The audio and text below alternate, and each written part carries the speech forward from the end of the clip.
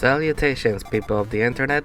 Welcome to the database. Last year I hosted the Road to Sonic Origins, where I talked about 4 mainline Sonic games of the Genesis era, leading up to reviewing the actual compilation of the same name. Granted, seeing as there's going to be a physical release of the game with added content, expect an update video for that in the future. For now, I want to do another marathon, this time with the pink puffball himself, Kirby. Last time I talked about Kirby was on 2 occasions, where I talked about the first game Kirby starred in, as well as the most recent mainline Kirby game as of this video, Kirby and the Forgotten Land. That was during my early years of doing the Database Network series, where I was still finding my footing when it comes to making videos, but both still do hold sentimental value to me, so I recommend checking those 2 out before continuing onward. This year, I'll be calling this marathon the Summer of Kirby, where all summer long, I'll be discussing Kirby content from May until August. I don't really have a set schedule for these sets of videos, so I'll be covering as much as I can. Of course, if I want to do these kind of marathon reviews, we'll be looking at these Kirby games in game release order, or at least the order that makes sense. We'll start this marathon off with the Dreamland sequel, Kirby's Dream Land 2, on the Game Boy. Before I begin, I want to apologize for not uploading any new videos since March of this year. However, I want to thank you guys for over 300 plus subscribers on this channel. If this channel reaches over 500 subscribers, I might do something special, who knows.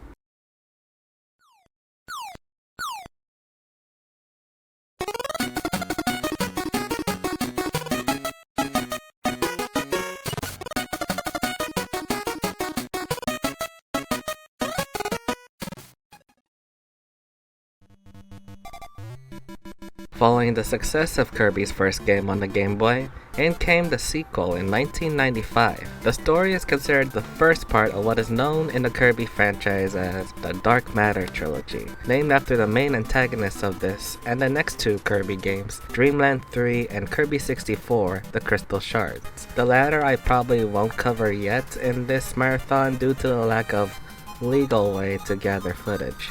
All you need to know about this trilogy is that these 3 games are directed by Shinichi Shimomura, not Masahiro Sakurai. Instead, while the Dark Matter trilogy continues on, Sakurai would go on to make Kirby's Adventure on the NES and the popular Kirby Superstar on the Super Nintendo. That game introduced me to the Kirby series, and by playing the Dark Matter trilogy alongside Superstar, you can clearly tell the differences in terms of basic mechanics. The story for Kirby's Dreamland 2 follows our pink hero, and yes, they finally decided on his color to be pink at this time around, as he collects the 7 rainbow drops of the Rainbow Bridge across the 7 Rainbow Islands, in order to defeat the evil Dark Matter, who's in possession of the former villain, King Dedede, from taking over Dreamland. It's a simple premise for sure, but it does get the job done of establishing the main villain of the game and the villain's motives. Joining Kirby in this adventure are 3 new animal companions. There's Rick the hamster, Coo the owl, and Kind the fish.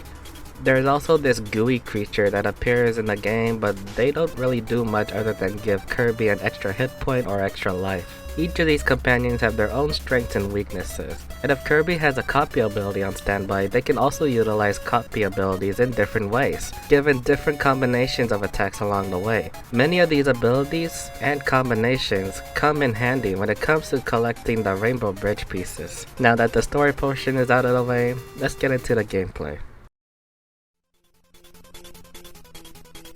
While not the first game to do so, on a portable handheld, this is the first Kirby game to utilize a famous copy ability Kirby is known for. There is only 7 here: Burning, Cutter, Ice, Stone, Needle, Parasol, and Spark. The smallest amount of copy abilities in a Kirby game I looked so far, but the small amount makes up for it with the different combinations of Kirby's animal friends. So in actuality, there are 28 different combinations you can mix with between Kirby's abilities and the animal companions. The first animal you come across in this game is Rick the hamster. His unique strength comes with handling dangerous terrain such as getting on cross ice. meaning he is perfect for on-ground travel. Coo the Owl comes next, and he replaces Kirby in terms of his flying, floating ability, though many of his copy abilities are weak within water. Speaking of water, that's where Kinda Fish comes in. He's perfect for underwater travel, and you can tap the A button to make him swim quicker. So the obvious setback for him is that he is vulnerable on land, and he can only hop across terrain.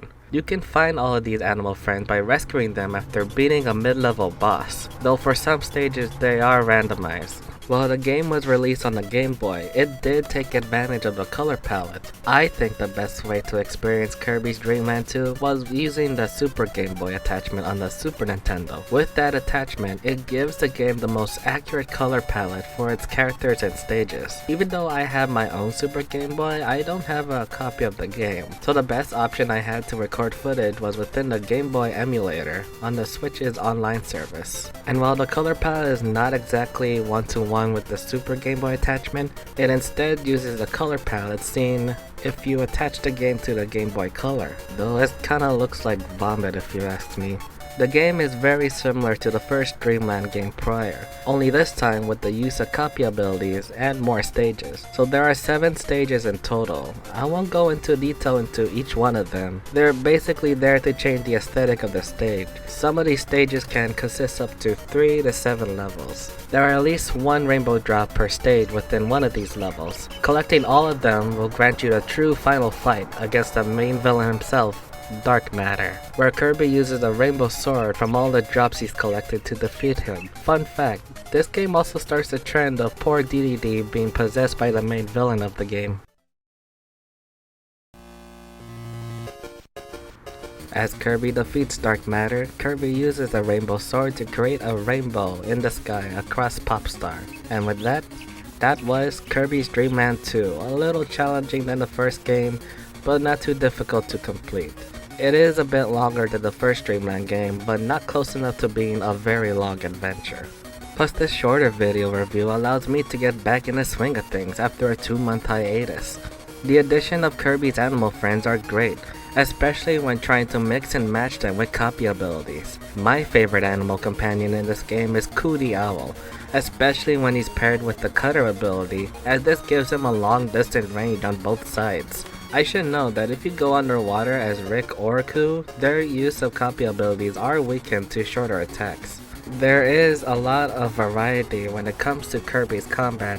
However, in terms of its worlds and stage designs, they're not so as memorable as future titles in the series, mostly because most of your adventure would comprise of either a series of platforming challenges or a mid-level boss, and finding the 7 rainbow drops. My final grade for Kirby's Dream Land 2 is a B-, a fine follow-up to the original Dreamland game, but not as remarkable as other Kirby titles were later improved upon. It's a great start to the Dark Matter trilogy that leaves a lot of room for potential when I look over the future Kirby titles. So what were your thoughts on Kirby's Dream Land 2?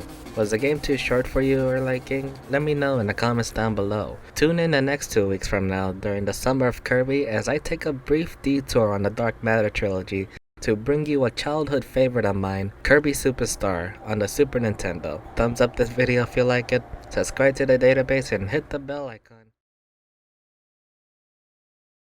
Salutations, people of the internet.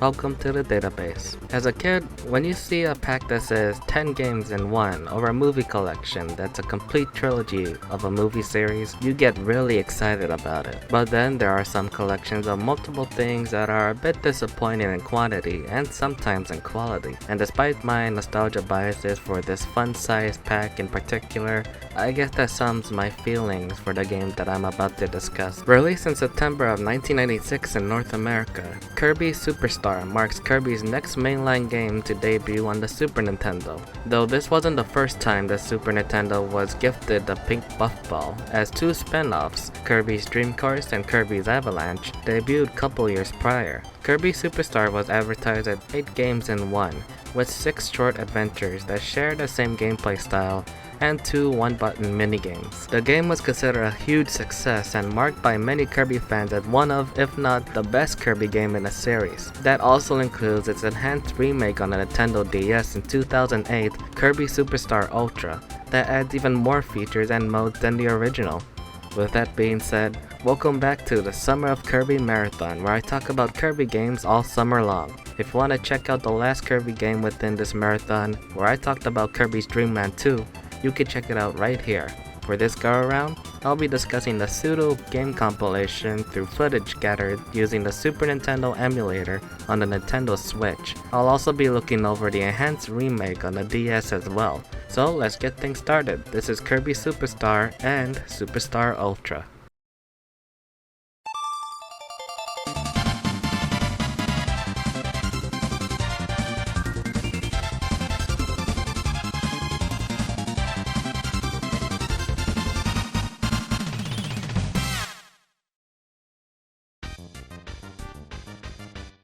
As mentioned earlier, the gameplay style for Kirby Superstar plays exactly the same in all the main subsections, with a hint of twist to make each one of them unique.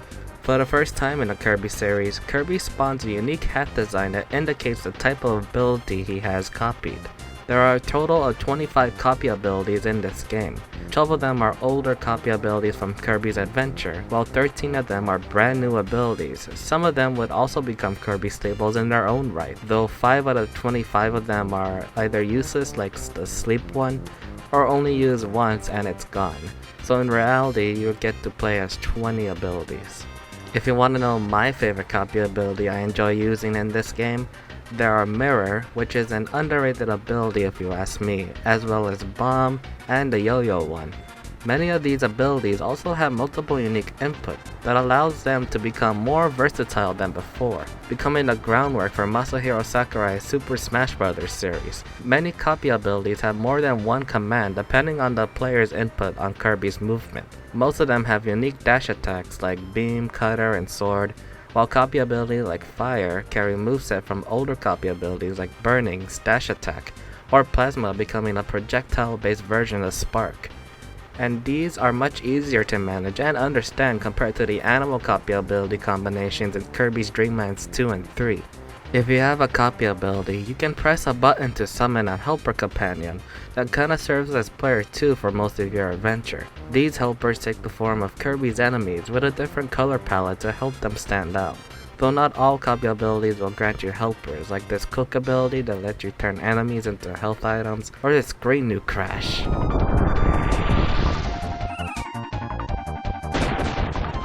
Yeah. Though if you're playing the Ultra remake, rather than constantly summoning helpers in order to play with a different copy ability, the remake lets you discard his current ability without helper summons. How convenient. In Milky Way Wishes, however, the signature way of getting copy abilities will never work. Instead, in its place are copy essences that Kirby must find across different stages. Once Kirby finds a copy essence, he has a copy ability forever, and the player can pick which copy ability they want to use on the fly with a button through a pause menu, or in Ultra's remake with a touchscreen. Are they kissing?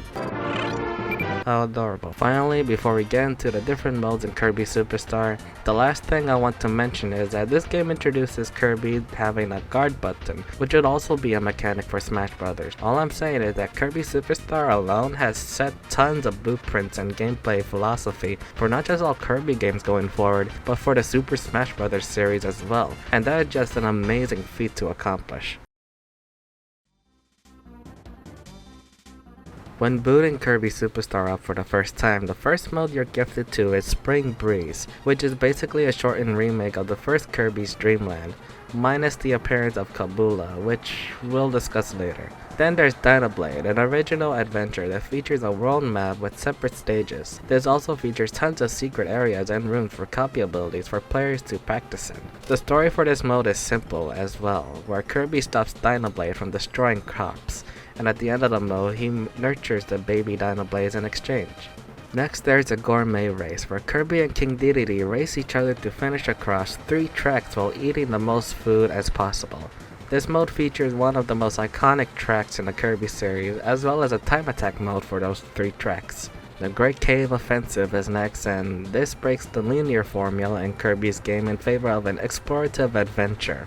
After Kirby falls down a giant hole on the ground, Kirby must navigate through different sections of the cave, while also finding all 60 treasures along the way. You don't need to find all the treasures in one setting, as there are save points found within the 4 sections of the cave. Finally, in the original Superstar, there's the Revenge of Meta Knight and Milky Way Wishes. Revenge of Meta Knight sees Kirby racing against the clock, as Meta Knight sets forth on taking over Popstar with his signature aircraft, the Hellbird. As Kirby destroys sections of the Hellbird with the help of the returning Dynablade, Kirby goes mano-a-mano against Meta Knight in a sword fight, ending with Kirby and his wheelie helper escaping the descending destroyed Hellbird. I love the intensity of this mode, and the boss fights are the best as well. My favorite fight here is the reactor, where you have to direct the attacks back at the reactor core.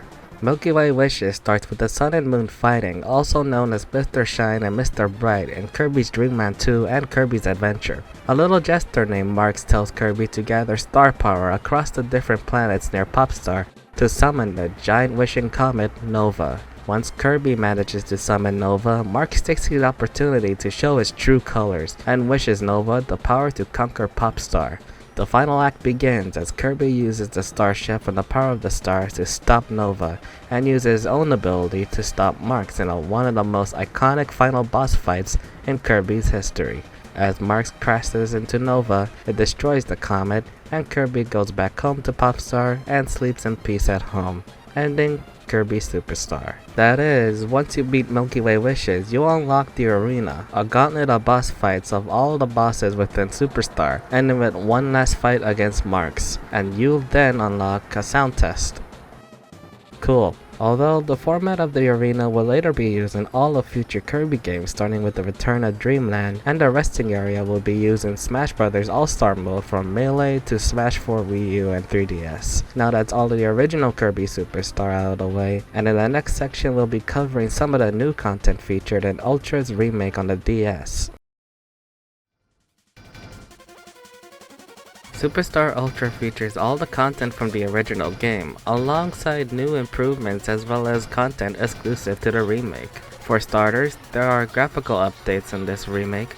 The lighting for all the stages have been improved upon, and the best part of these fixes on the original subsection games are two things. The first is in the Great Cave Offensive, where on the touchscreen you see your progress on whatever treasures you're missing in that area, and how much you've collected so far. The second involves Milky Way Wishes use of the touchscreen, not just within the copy abilities, but telling you how many essences there are per stage. Now for the new stuff.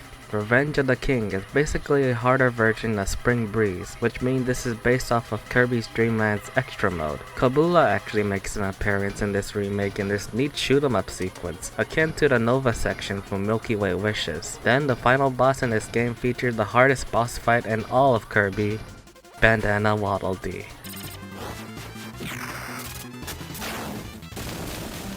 Oh yeah, and I guess this masking DDD, I guess. Seriously though, this is actually a cool fight too. Your flight is limited because of the electric cage above, and DDD is so hell-bent on revenge, he offers you a hammer before the fight begins. That's hardcore. Meta Nightmare Ultra is your time attack endurance mode in this game, where you play as Meta Knight as you progress through all the 6 original subsections from Superstar, ending with the debut of the coolest boss in the Kirby series, Galactonite, who is somehow even harder than the OG Meta Knight and Masking DDD combined. With the touchscreen, you're gifted with option to use energy spears you collected and exchange them for faster speed, health replenishment, or call upon a sword helper and unleash a screen nuke attack that easily takes down bosses. Finally, Helper to Hero and the True Arena are boss gauntlets, much like the original arena. Helper to Hero allows you to play as the helper enemies in a series of challenges, ending with a boss fight against not just Wham Bam Rock from the Great Cave Offensive,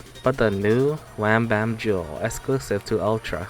Honestly, I can't tell the difference here. The True Arena features all the mid-level and major bosses from the new subsections of Ultra, ending with an even more cooler boss fight with Mark's Soul, who's basically a dead Mark that just absorbed the remains of the Comet Nova, and is now more purple and creepier, and can even spill pink and blue paint.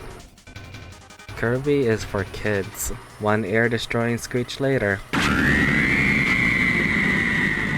And that was Kirby Superstar Ultra. This game also features 3D cutscenes as well as a blooper reel for 100% completing the game. The game features 3 minigames that use a DS's touchscreen and stylus. And while they're all reactionary based, Snack Tracks is the highlight minigame of the 3, where you tap bombs to your opponent and tap away bugs in order to eat as much food as possible. There's also 2-player download play, but like many games I covered on this channel, I never bother with multiplayer, so let's wrap it up. For the first time ever on the Database Network series, my final grade for Kirby Superstar and Superstar Ultra is an A+. This is a fantastic and well put together Kirby game from top to bottom. Regardless of what version you play, you're gonna have a fun time with either one of them. Though if I were to pick one version, it's obviously Superstar Ultra. The added content with 4 new subsection modes and 3 new touchscreen minigames, plus the new improvements, makes the Ultra version the definitive Superstar experience. Granted, some say the original Superstar can be glitchy at times and hitboxes in that game are jank, but don't let those technical issues ruin your experience with the Super Nintendo original, if you're nostalgic for that version. The first subsection game, Spring Breeze, is a perfect introduction to Kirby and his signature copy ability alongside introducing helpers. And by rewarding players with the other subsection games afterward, it gives players the incentive to see all the other adventures and go for 100% completion. It set the groundwork and foundation for a lot of future Kirby games, with multiple modes, 2 versions of boss gauntlets, different inputs on copy abilities, and a simple to understand yet difficult to master gameplay approach that will be carried over even in 3D recent years. And while I think other Kirby games probably deserve the A+ rank more than this one, if it weren't for Superstar and Superstar Ultra, we wouldn't get the most well-known formula for Kirby games to this day. But what are your thoughts on Kirby Superstar and Superstar Ultra? Let me know in the comments down below. Thumbs up the video if you like it, subscribe to the database, hit the bell icon, and follow me on social media as seen above. Next time on Summer of Kirby Marathon, we'll be checking back on the Dark Matter trilogy as we take a look at Kirby's Dream Land 3. Don't worry, after that I'll look over Kirby's Adventure on the NES and get that over with. I'll make sure my experience with Superstar don't impact my thoughts on Adventure. For now, I'm Christopher James, and I'll see you next time. Salutations, people of the internet, welcome to the database. You know what I realized? A lot of early Kirby games seem to have a habit of releasing their games very late during a console's lifespan. Kirby's Adventure was released in 1993, 2 years after the launch of the Super Nintendo in 1991. Kirby 64 was released in the year 2000, close to 1 year before the launch of the Nintendo GameCube. And as for this game's case, Kirby's Dream Land 3 was released in 1997, a year after the launch of the Nintendo 64 in 1996. Why was this the case? Well, maybe we should look deep into this game and see how releasing a game on an already outdated hardware will be used as a benefit. I know Kirby Superstar released the same year as the Nintendo 64, but if you look at the dates here, there's your answer. So Kirby's Dream Land 3 serves as the second part of the Dark Matter trilogy, the second act for say. Whereas Kirby succeeded in defeating Dark Matter in Dream Land 2, his dark forces make their return, now bigger than ever in this new adventure. Kirby's old animal buddies from Dream Land 2 make their return here, plus Kirby also brought along new friends for the ride. New animal friends, new adventure, new enemies, bigger adventure. How will Kirby defeat Dark Matter for the second time? Let's not waste any time and get into Kirby's Dream Land 3, the second act of the Dark Matter trilogy.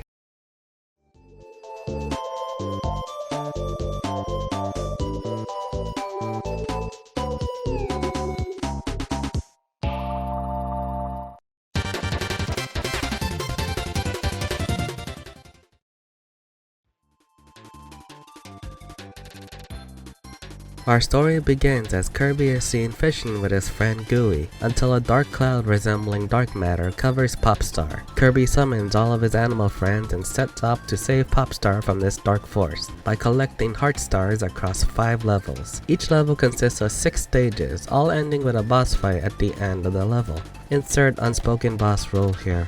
In order to get these heart stars, Kirby and company must complete a specific task that would make the character indicated in the stage select screen happy. These tasks follow a similar pattern, like the first stage of a level focuses on something involving a flower character, the third stage is a guessing game of sorts, the fourth stage sees Kirby finding a missing object for that person, The 5th stage requires you to pair yourself with the right animal companion, and so on. You still can proceed to the next stage without collecting the star's Heart Star, but that leaves you without discovering the true ending of the game.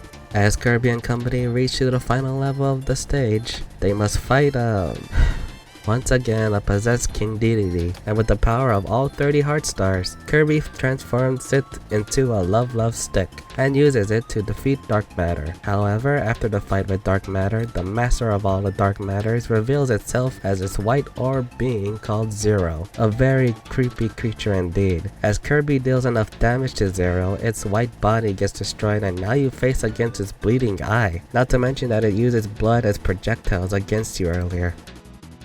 How the f is this for kids? Or whatever. Defeating Zero, expelling the dark clouds across Popstar, ending Kirby's Dream Land 3.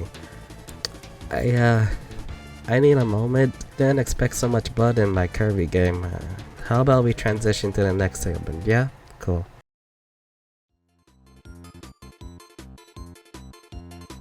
So I already mentioned the process of gathering this game's main MacGuffins, the Heart Stars. So now let's see how Dreamland 3 manages to improve its gameplay compared to Dreamland 2. As mentioned earlier, Dreamland 3 sees the return of Kirby's first 3 animal friends, as well as the introduction of Kirby's 3 new animal friends. I won't go too much in detail as to how the old friends change in this game, as they all act exactly the same as Dreamland 2, only having different effects when using copy abilities compared to that game. So instead I'll go over the 3 new animal friends we have here. There's Nago the cat, Pitch the bird, and Choo Choo the octopus. At least I think it's an octopus. Let's start with Pitch because I have a lot to say about Nago. Pitch is a tiny green bird that is not so useful for flying, mainly because he's the one carrying Kirby, though his ground speed makes it up for it. One thing I did like to mention is the amount of copy abilities and animal friend combos there are in the game. So there are 9 copy abilities, all of them are from the same as the last game, with the exception of the new Clean ability and the Love Stick that is only used for the final boss fight. Compare those with the different combinations of the animal friends, there are a total of 48 combinations in Dreamland 3, twice as large as the last game thanks to the new animal friends. Choo Choo is the only female companion in the group, and she's okay. Depending on the copy ability you have, she is fun to use, like using her as fire to create this hot air balloon, or having her swing Kirby around when equipped with the stone ability. But her jumping sucks so much. You can only jump for a short amount of time, seeing as she'll be carrying Kirby until she can no longer carry him. What is with these 2 nerfing Kirby's signature jumping abilities and flying abilities? Sure, Choo Choo can stick up to ceilings and climb, but I'd rather be flying and reach high areas instead. Now I saved Nago for last, mainly because he's my favorite animal companion in this new set. Coo the Owl is good too, but when I noticed they nerfed his use of the cutter ability, I got sad for a bit and hid in a corner in a fetal position. Why'd they do this to me? But Nago is good too. He's basically a better Rick. And while yeah, Rick now has this new ability to wall jump in a short fashion, Nago can double jump. And I say that's way better for platforming than what any of the other animal friends have. Like in Dreamland 2, there are specific blocks in the game that can only be destroyed with the right copy ability. Now in Dreamland 3, these blocks are now indicated with unique symbols as you can see on the bottom left corner of the screen. Thankfully, while you still lose your copy ability after taking a hit, this game is generous enough to let you keep it until you're hit a couple more times. Though in exchange for this, your invincibility frame has shrunken down, leaving you vulnerable to a chain of attacks by enemies. Health items are now even more sparse now that the maximum tomato and energy drinks appear in the jumping minigame. And something that I forgot to mention in Dreamland 2, you can collect these tiny stars that will grant you 1-ups. I hate this boss fight. What is his name? Arco? It took forever to finish during the second phase, and yeah, that's another thing. All the boss fights in this game have a phase 2. Many of the levels have unique set pieces that make each stage stand out from each other. Like in the 3rd level, Sand Canyon, where not only do you have your typical desert stages, but for Rob the robot mission, you find his robo parts within this black pyramid, or an iceberg from typical snowy stages to the giant tower that resembles Zero's red eyeball. Many of these bosses fit the theme of the level as well, as Addo in level 4 is filled with past Kirby references, mainly past bosses from the previous Dreamland game.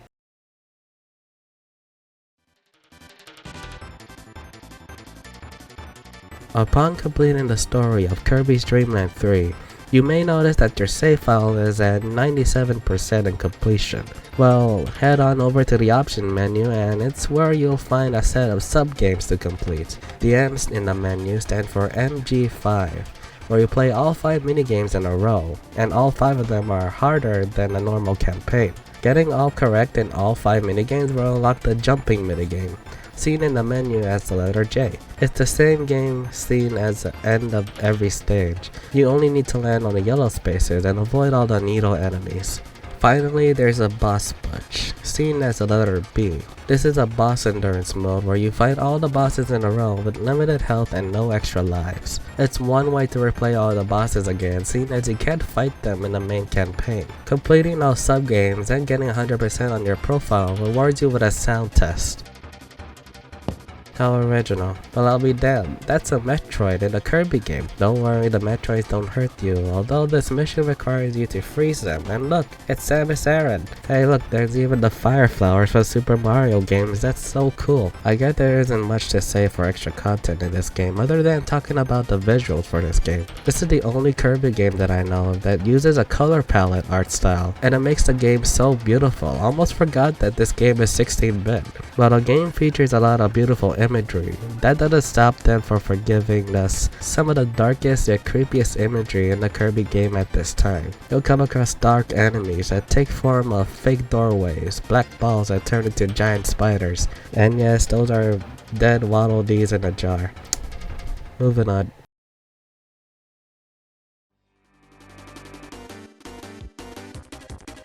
My final grade for Kirby's Dream Land 3 is a solid A. It's a good game overall, although the process of getting all 30 heart stars can make or break your experience with the game. Some heart star missions are easy to understand, like the flower missions and the minigame missions, while there are going to be missions that require you to play the same stage more than once, or require specific copy ability and animal buddy combinations to get access to it. So if you don't have the right thing at the right time, you're gonna start from the beginning. But aside from that, the game is still fun overall. The animal friends, while some aren't so great, are still fun as ever to use. And Coo the Owl and Nago the Cat became two of my favorite animal buddies because of these Dreamland games. Both animal buddies have the best combos in the game, and while I still use Kind for water sections, Coo and Nago have always been my go-to animals for a majority of my runtime. The runtime for this game as a whole is kind of on par with Dreamland 2, maybe double if you plan on getting all 30 heart stars to see the game's good ending. Sadly, getting 100% on your save file isn't really worth it, as your only rewards are sound tests and a way to watch cutscenes, plus they're all locked behind minigames that are deemed optional. But hey, I guess it's someone's bang for their buck. For me, I'll just stick with Superstar and Superstar Ultra. So what are your thoughts on Kirby's Dream Land 3? Do you think it's better than Dreamlands 1 and 2? Who's your favorite animal buddy? Let me know down in the comments. Next time on the Summer of Kirby Marathon, we'll be going backwards for a bit and look at the first Kirby game to feature all these copy abilities you've been seeing so far. We'll be looking at Kirby's Adventure on the NES and its remake, Kirby Nightmare in Dreamland on the Game Boy Advance. Thumbs up the video if you like it, subscribe to the database, and follow me on social media seen above. Salutations, people of the internet, welcome to the database.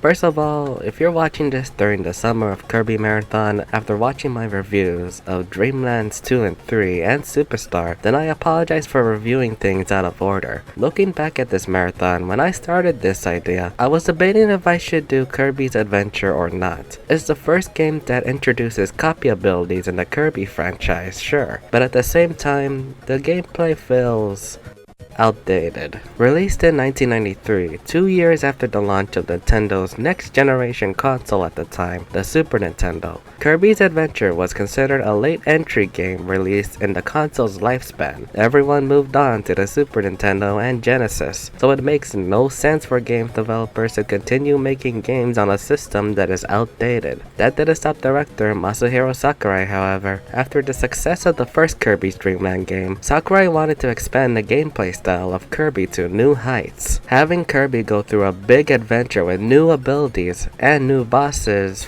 for the most part. Yeah, despite the previous games I looked over in this marathon, Kirby's Adventure is still and forever is the first Kirby game to introduce Kirby's signature copy ability, where Kirby inhales and swallow enemies that have unique abilities. How did this one new ability define the Kirby franchise as its mainstay staple? Was I really too late on doing a review on this game after reviewing 3 games that came after it? I mean, the obvious answer is yes, but that's all in the past. Let's take a look at Kirby's Adventure on the NES. But first, a drawing lesson.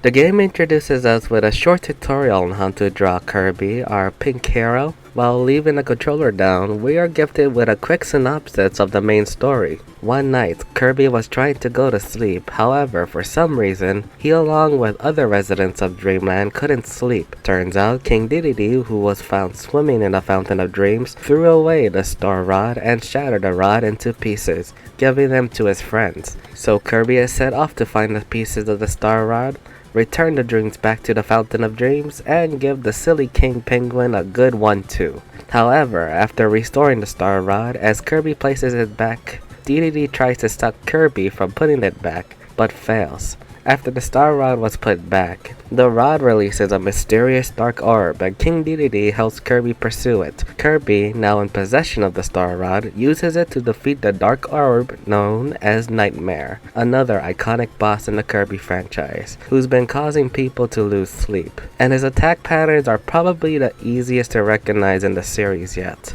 Once Kirby defeats Nightmare, everyone's dreams go back to normal, and it turns out that the reason why Dedede was at the Fountain of Dreams and why he shattered the Star Rod in the first place was to prevent Nightmare from being set free, and there was no way for him to defeat Nightmare, which in a way debunks King Dedede from main antagonist villain to a supporting ally to the protagonist. Kirby finally goes back to sleep in peace, ending the story of Kirby's Adventure.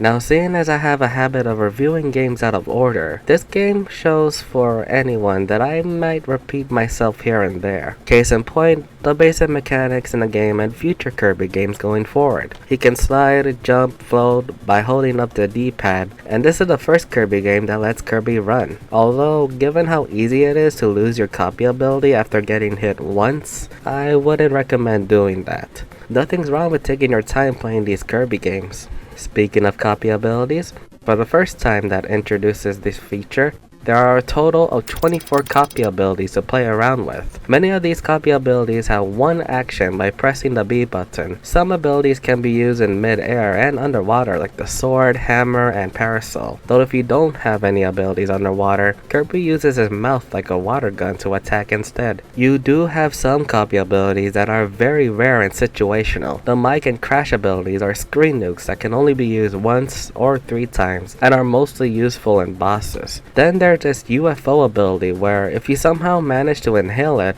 gives you the most versatile moves in this game alone. However, it's the only ability that you can't take with you to other levels.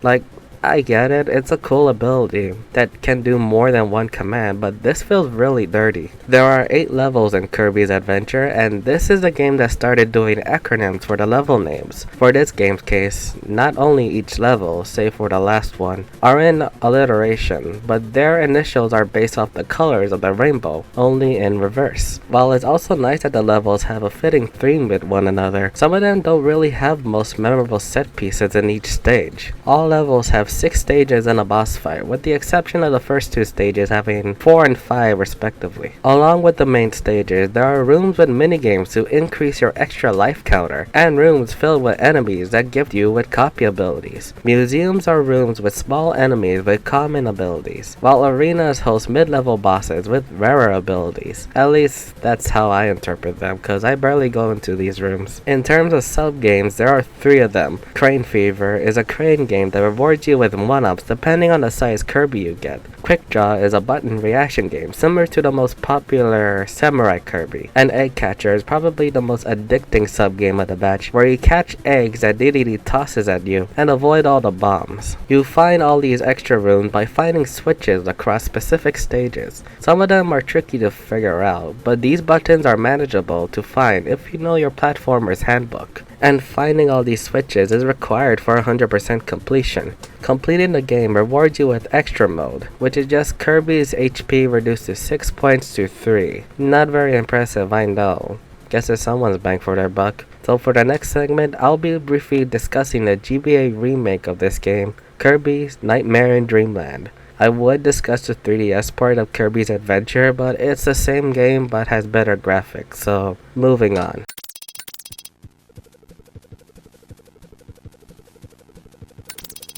In 2002, HAL Labs and Nintendo released a remake of Kirby's Adventure titled Kirby Nightmare in Dreamland. This game features a new graphical update featuring a new sprite work that would be carried over in flagships Kirby's Amazing Mirror and Kirby's Squeak Squad on the DS. It's here where we see the hat design for specific copy abilities carried over from Kirby's Superstar, and this game features new sub-games for players who earn extra lives. One of them is a sub-game from Kirby Superstar that replaces the Western Draw game from the original. Replacing the egg-catching game is the Bomb Rally, where it's a game of hot potato, passing the bomb to your opponents, and those who miss are eliminated. Replacing the crane game is Kirby's Air Grind, where you race opponents to the finish line grinding on rails while avoiding spike rails along the way. Along with 3 new sub-games come 2 new extra content modes I almost forgot to mention. Kirby Nightmare in Dreamland marks the debut of Meta Nightmare, where you play as Meta Knight in a time attack run of the original adventure, with half the HP and no continues or saves. While it's common to play as Meta Knight nowadays, back in 2002 this was a really cool treat, and this is basically having the sword ability with you at all times. Then there's a boss endurance mode, where you beat all the bosses from the original campaign in a row with limited health and no continues. As someone who enjoys replaying boss fights in video games, this is an awesome treat as well. Having to test my Kirby skills, beating all the bosses without getting hit is a fun challenge. Kirby Nightmare in Dreamland also spawns multiplayer support, where you can use the GBA link cables to play with friends locally. This can also be used for the 3 sub-games and the boss endurance mode if you're looking for more portable fun. Seeing as this remake of the old NES game, you may notice some changes in the game, like certain mid-level boss changes and name changes in copy abilities. But those seem like minor changes to modernize the Kirby franchise into the new generation. So with the remake briefly covered, let's wrap up the video.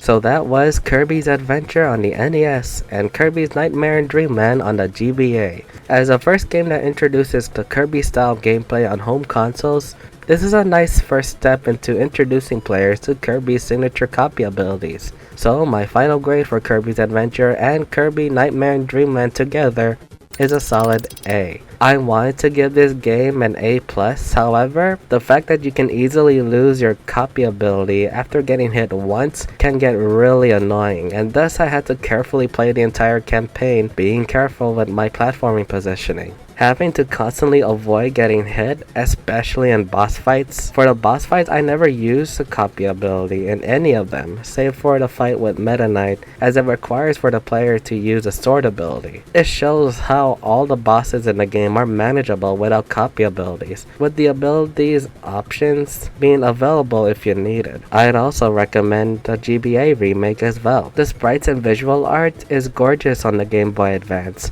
and also have the best set of minigames right next to Superstar and Return to Dreamland Deluxe. The addition of playing Meta Knight is also in the GBA remake, which makes it an awesome reward for completing the game in normal and extra mode worth it. Whichever version of Kirby's first adventure you pick up and play, it's a nice short adventure that will lead to something big in the future. So what are your thoughts on Kirby's Adventure and Kirby Nightmare in Dreamland? Which version is your favorite? Let me know in the comments. Next time on the Summer of Kirby Marathon, I want to do a quick video on 2 spin-off games that I mentioned before in the previous Kirby video. That's right, next time in the Kirby Marathon, I'll be taking a quick look at Kirby's Avalanche and Kirby's Dream Course, both on the Super Nintendo. As for the next major Kirby game to review, I decide to let you guys decide. Should I cover the third and final part of the Dark Matter trilogy, Kirby 64, The Crystal Shards? Or should I review Kirby's return to 2D platforming, an enhanced remake that came out this year, Kirby's Return to Dreamland Deluxe? I'll put up a poll for these choices immediately after uploading this video. When will these videos happen? Hopefully before the summer ends, that's all. I'm Christopher James, and I'll see you next time. Salutations, people of the internet, welcome to the database. Spin-offs in video games, depending on their quality, are often brushed aside as either unimportant, non-canon, or something to play for a few minutes and never touched upon again. And with the main 3 franchises that I often talk about on this channel, Mario, Sonic, and Kirby, I'm sure these 3 have a fair share amount of spin-offs as well. While Mario and Sonic spin-offs I can save for a separate video, for now I want to talk about 2 Kirby spin-offs that stand out the most. Kirby's Avalanche and Kirby's Dream Course are 2 Kirby spin-off titles that released on the Super Nintendo in 1995 and 1994 respectively. These games were there to keep the Kirby fans busy for the next 2 mainline games that won't be coming to the Super Nintendo until 1996 and 1997. One is a cover clone of Puyo Puyo, the other is a unique concept with a huge cult following. For the first time on the Database Network, we got ourselves a double feature review. We'll be looking over 2 Kirby spin-off games for the price of 1, and by the end of this video, I'll be announcing the next mainline Kirby game to review from the poll I posted 2 weeks ago. Without further ado, this is Kirby's Avalanche and Kirby's Dream Course.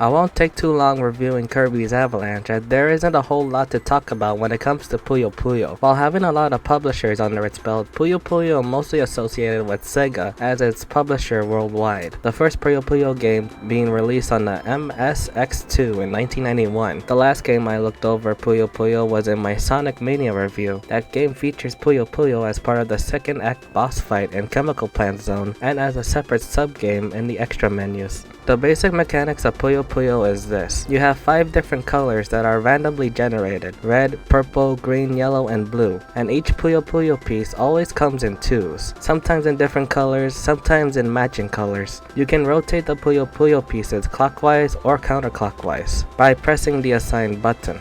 The main goal is to match the Puyo Puyo pieces together by the same color. A normal match requires at least 4 Puyo Puyo pieces together, but it's possible to match more than 4 in a row as a combo attack.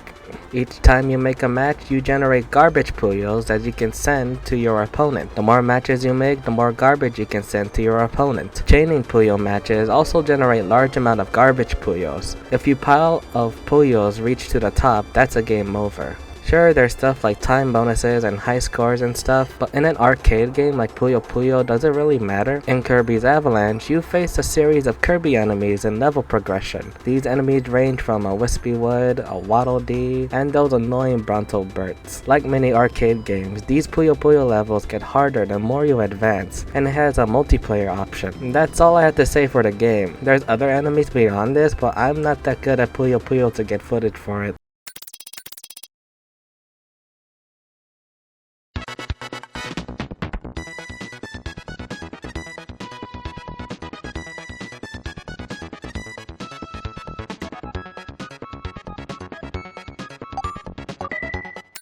Between these 2 games in this video, Kirby's Dream Course is probably the one game even non-Kirby fans are familiar with. Basically, think of Kirby's Dream Course as a series of miniature golf courses, but with Kirby as a golf ball, and you can use copy abilities within each golf courses. Each course, there are 8 holes to progress through, and you progress through 8 worlds, giving us a total of 64 stages to go through in this game. To progress through the game, you control Kirby as a golf ball, where you can adjust Kirby's direction spin and power momentum per swing. Unlike normal miniature golf, to get to the hole to appear, you need to defeat all enemies on the board. Once all the enemies are defeated, the last enemy on the board turns into the golf hole, where Kirby must head towards to get to the next hole. Your score is based on the number of strokes or turns you take in one board. The higher your score, the lower you are on the high score board. So that means you need to complete each board with as few strokes as possible, much like real life golf. What I like about all the boards or holes in Kirby's Dream Course is that they're all designed to allow the player to score a hole in one, if they are skilled enough to achieve this.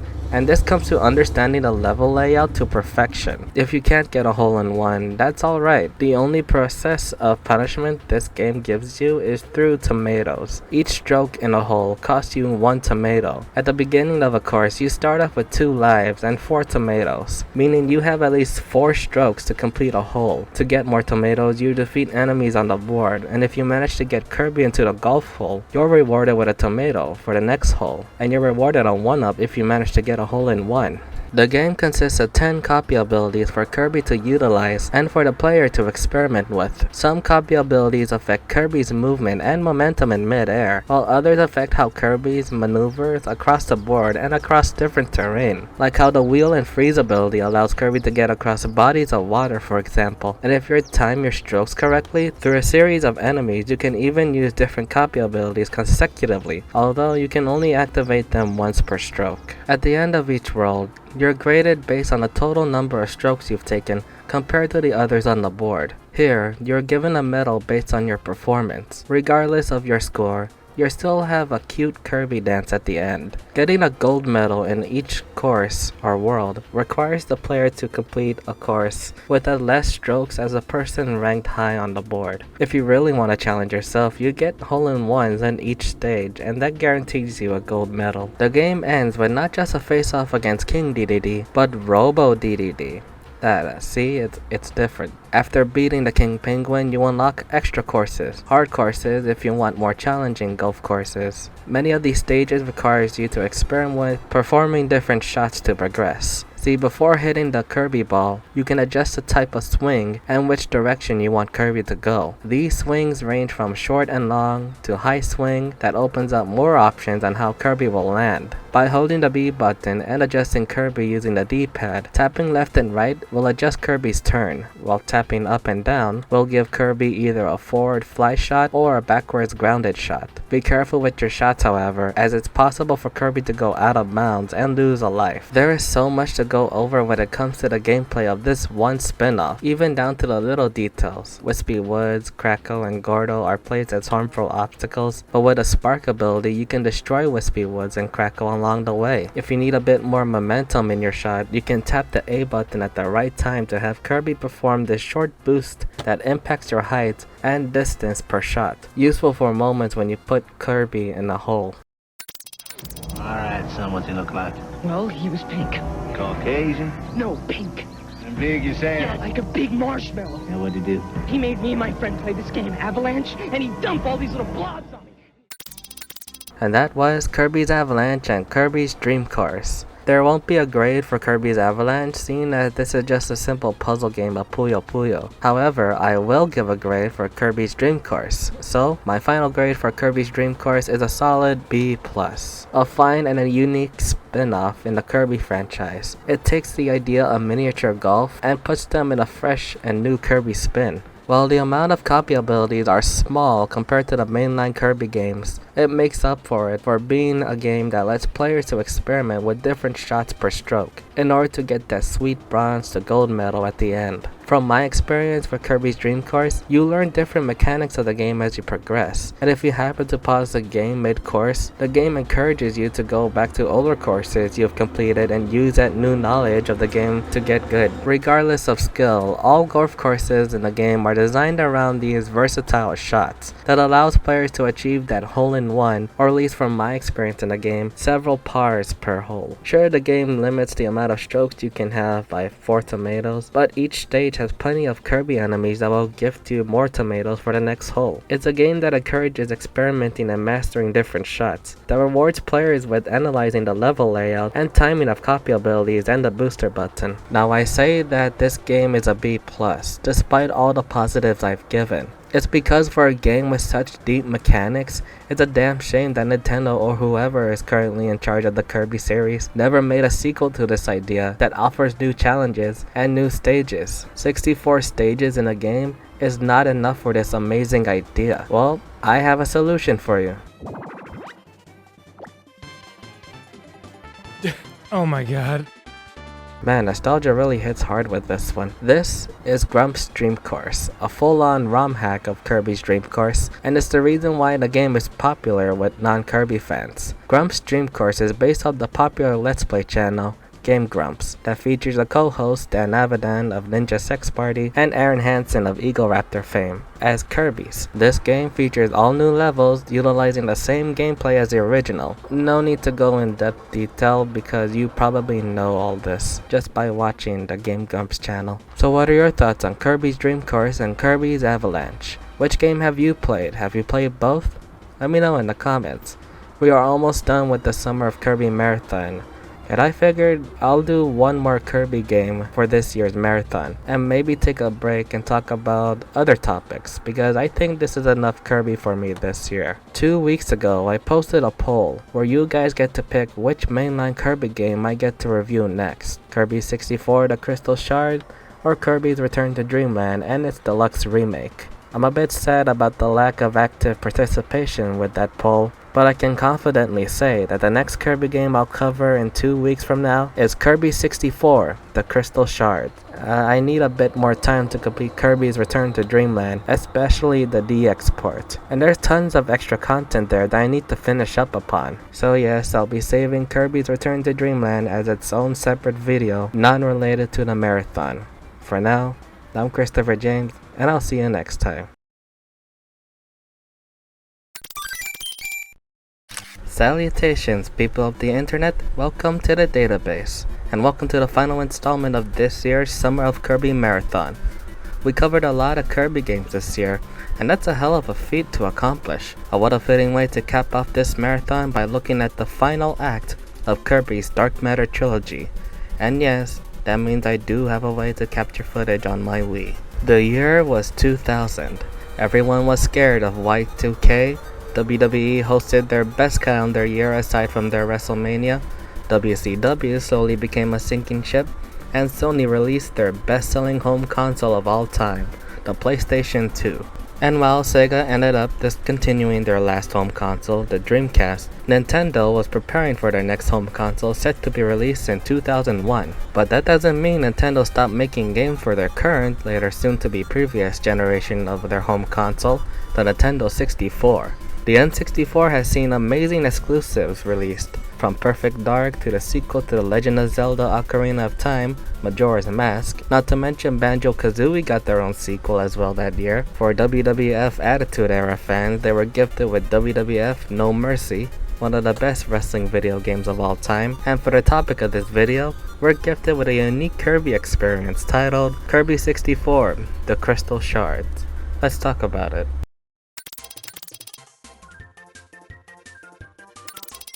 Kirby 64, The Crystal Shards marks the final game directed by Shinichi Shimomura, the person who worked behind Kirby's Dream Land 2 and 3. And seeing that Kirby 64 shared the same director as those games, you can see some of the elements from those two games implemented in 64. Example here, the return of Dark Matter and its forces. This time around, Dark Matter takes over a planet called Ripple Star, who are after the all-powerful crystal, protected by inhabited fairies. The Queen of Ripple Star asks Ribbon to take the crystal and find a safe place to hide it. However, the Dark Matter forces are on her tail as she escapes, causing Dark Matter to shatter the crystal into pieces across different planets. Ribbon crash lands onto Popstar and is spotted by Kirby. Ribbon explains to Kirby that Dark Matter is after the crystal shards, and realizing Dark Matter's the one behind all this helps Ribbon in finding the shards across several planets. Later within Popstar, Kirby and Ribbon manage to recruit a Waddle Dee, no relation, Adeline, also no relation, and King Dedede in their planet hopping adventure. Yep, for the first time in the Kirby series, King Dedede joins the hero team. Yeah, he does show signs of his rival between him and Kirby when we first see the king, but for most of the time in this adventure, he's a good guy to the end. In this game, there are a total of 74 crystal shards. While boss fights typically give you 1 crystal shard per world, you'll find most of them across normal 2.5 like stages. Yes, that's the unique part of Kirby 64. While the game looks like it could be a 3D Kirby game, it's not, as this adventure still plays like a 2D Kirby game. The 3D aspect of it all comes down to the character models and the landscape you traverse through. And while it's a cool visual to look at, it does feel disappointing, especially for the late N64 game that saw many of its games transitioning to a 3D landscape, mainly Mario 64 years ago. Plus, the game itself feels flatter and more linear than ever with this direction, compared to the variety of platforming levels we've gotten beforehand. As for the end of the story, woof. And I thought the true ending for Dreamland 3 was dark. So after reaching Ripple Star, their queen is possessed by dark matter, as Kirby is off to face against Miracle Matter, a cool concept for a boss, where you can only damage is based on the same copy ability it's currently using. Afterwards, you get this bad ending if you don't collect all 74 shards, where Kirby and his friends fly back home with the queen giving off this evil look, clearly still possessed by dark matter. However, if you do manage to collect all 74 shards before facing off Miracle Matter, you get the true ending where the crystal uses its power to repel dark matter out of the queen, and Kirby and his friends are set off to the final level of the game, Dark Star. With the help of Ribbon and the crystal by Kirby's side, they come across the being behind the dark matter forces in the game, Zero 2, an energetic beast based off the original Zero from Dreamland 3. After shooting his thorny booty a bunch of times, all of dark matter's forces have finally vanished, and Kirby and his friends are rewarded with gold medals for their efforts, ending Kirby 64, the Crystal Shard, and the end of the Dark Matter trilogy. So the gameplay for Kirby 64 plays similar to the previous Dreamland games, where each copy ability has only one type of command, along with having a very small copy ability count to boot. Maybe even smaller than Dreamland games too, as there are only 7 copy abilities now in this game, minus the Ribbon Crystal ability that is exclusive to the final boss. However, to make up for the small amount of copy abilities, introduce a new, unique copy ability system that is only seen in this game and Kirby Squeak Squad, kinda. Copy ability combinations. Alongside the 7 base copy abilities you can get from normal enemies, there are a total of 28 different combinations for players to experiment with. To do so, if a player already has a copy ability on standby, press a button to turn your ability into a star piece, and toss that ability into another enemy that has a copy ability. Afterwards, Kirby can inhale them as he's gifted with an array of copy combo outputs depending on the abilities combined. Take this combo for example, where you mix 2 burning abilities together, and you can turn Kirby into this Firebird. Perfect for horizontal travel, and good for taking down enemies along the way. Or this Spark and Cutter combo that grants you this double-edged lightsaber that is perfect for this boss fight in Shiver Star. Speaking of Shiver Star, you probably heard about this from other channels, but did you know? When you're on the level select screen and reach Shiver Star, and look closely and carefully at it, why does it look like Earth frozen over? Does that mean we died in the Kirby universe? How did Ado and Adeline come to Popstar? You see this too, right?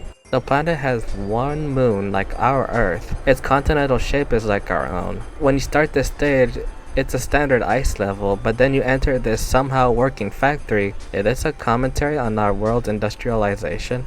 Well, whatever. With these copy ability combos, you can break bosses easily, and to change the pace of each fight that comes in different phases. Some boss fights have Kirby run into a circle like the first 2 fights, while some of the boss phases are auto-scroll like Arco and HR Robot. Mid-level bosses, however, are the most disappointing here, as they're just larger variants of the normal enemies you come across, and like I said, they go down easy with copy abilities. So there are 74 crystals to 100% complete the game, and some of them can be easiest to find and out in the open in places if you know your platformer's handbook, but some of them are a pain to get to. So I already talked about the process of copy ability combinations, right? Well, some of those shards are locked behind color-coded combinations, and if you don't have the right combo within the stage you're playing, most of the time you need to go to a different level that has the right copy abilities you need, and to restart the level that has the shard from the beginning. That's not padding, that's just monotonous. Plus, even if you use an online guide early on, if you plan on not doing that, you don't know what copy ability combo you need prior, so once you're in the area that requires as such, it's not fun to go back and get what you need. The worst part about backtracking old stages to get the right abilities is that only certain stages consist of some enemies with copy abilities, meaning that not all stages host all the 7 copy abilities, which I guess benefits the game experience based on the player's experimentation.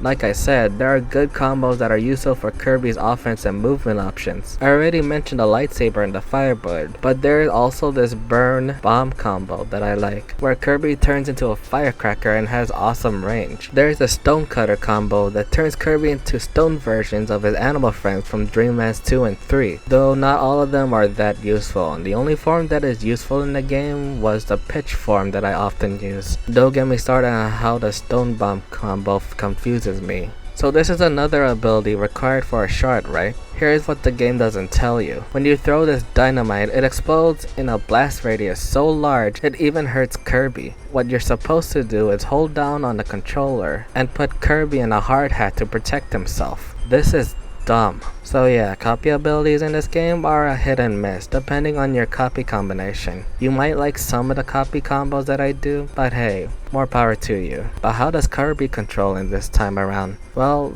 I don't know if it's just me, but Kirby seems to be moving a bit slower than the main games that were released previously. Granted, in the previous 2 games Shinichi Shimomura directed, it's best to take your time in those games levels because you can lose your copy ability in one hit. Thankfully, in Kirby 64, that doesn't happen. Swimming, on the other hand, it's not impressive. They also limited Kirby's floating ability in this game, the first game to do so, and they wouldn't do this again until Kirby and the Forgotten Land in 2022. Seeing as I fully completed that game last year, I understand this was done not to break the game's levels, but for Forgotten Land's case, I can totally understand. In that game, you're traversing through a 3D landscape, and the developers don't want you to break stages and reach to the end of the goal by floating. Here, I argue it makes no sense to limit this ability in Kirby 64, because a lot of the levels in the game are flat, with the occasional vertical platforming here and there. Speaking of, let's get into the levels now. With the exception of the final stage, Dark Star, there are 6 levels in Kirby 64. Each level consists of between 4 to 5 stages. In the stage selection screen, there's a tab that tells you how many crystal shards are in that stage. Most stages consist of up to 3 shards, and each of the stages in these levels seem to tell a narrative as you progress, with the environment around you having slight to major changes in each of them. I mentioned the progression of Shiver Star earlier, where it starts off as an ice level and ends in a factory setting. You see this in other stages too. In Pop Star, you start off in the grasslands and forests, ending at King Dedede's castle, with each stage in that level sees you in a mid-boss fight against your recruited allies. Rockstar, the second level, seems like a desert stage, but then you enter this high-tech pyramid and face off against this high-tech boss. Neostar, the 4th level, starts off within the forest setting and ends with a boss fight against a lava monster in this volcanic setting. All the levels and stages in this game is filled with this kind of stage narrative progression, and it's kind of something that will be carried over in future Kirby games. Yeah, Kirby Dream Land 3 did this first as well, though some of the landmarks in some of those stages can feel identical in my experience. Each stage ends with a picnic bonus game where Kirby can pick up either stars that grant Kirby an extra life if you collect enough, health items from the food and Maxim tomatoes, and these specially marked cards that gift you bios of different types of enemies featured in the game. These cards are randomized and you won't be able to tell what kind of cards you get until you navigate to the enemy bio section of the game. Thankfully, these cards don't impact your 100% completion, but can you imagine the headache of getting all of them? Jeez. Speaking of the enemy bio section, there's also where you get to watch cutscenes from the game's story, as well as 3 sub-minigames for a multiplayer experience. There's a 100-yard hop, where you press either A or B to hop across obstacles to the finish line, bumper crop bump, where you can catch falling fruit and, well, bump other players. And finally, the one minigame that can also be played on Kirby's Return to Dreamland Deluxe, Checkerboard Chase, where you smash platforms to cause them to fall, and the objective of the game is to make your opponents fall and be the last player standing. It's also in these sub-games where you can play as DDD, Waddle Dee, and Adeline, though they all play the same and are just cosmetic. Hey, at least it supports up to 4 players and has difficulty options. My final grade for Kirby 64 The Crystal Shards is a B-. It's an alright, though short adventure for the Nintendo 64, and a very experimental one at that. While the game is short, the stage environment makes up for it for such a beautiful landscapes on Nintendo 64. Heck, the cutscenes run at 60 frames per second. But trust me, it's amazing to see an N64 game run at 60 frames per second. I love experimenting with different combinations of these 7 copy abilities. And if I were to try and recommend this game to anyone, all I had to do was mention this copy ability combination feature as a selling point, and I can guarantee that people will check this game out immediately afterwards. There is some modern method of playing this on the N64 Switch Online service, but I'm not paying $50 for a small ass expansion pack, so I was happy to play this on my Wii Virtual Console. The process of getting all crystals can get a bit tedious with a lot of backtracking, getting the correct copy ability combinations from other stages, but at least that show you what kind of color copy abilities you need, seeing as each of the 7 abilities are also color coded. Though I feel like the collecting process feels pretty cheap, especially when you have those shards that are wide open or after a mid-boss fight, but I guess that's just me. And the final bosses, Miracle Star and Zero 2, are probably the darkest bosses in the Kirby franchise I covered so far. Still makes me wonder how this game is rated E for everyone, though it would feel weird to see a Kirby game rated T for teen. Yeah, an adorable pink marshmallow is only for angsty teenagers. Wow, I covered a lot of Kirby this summer, and I feel pretty good at how much I've covered this year. Yeah, I know I uploaded a Sonic video in the middle of the marathon, but that's because the game came out recently and I needed to cover it as soon as possible. And these Kirby videos help me keep my channel relevant, and all thanks to the consistent uploading schedule that gives me enough time to capture video footage, write a script, and video edit. I guess if I were to do another Summer of Kirby marathon, the next game I could look at is Kirby and the Amazing Mirror on the Game Boy Advance, maybe Squeak's Code on the DS. I still want to discuss about Return to Dreamland DX sometime this year, but who knows. I like to change topics every summer, but I don't mind repeating the same topics next summer. For now, I'm Christopher James, and I'll see you next time. Muffin is a tabby, Buddy is a retriever, and Kirby is, well, Kirby is just Kirby. Kirby's back with amazing new attack combinations in Kirby 64.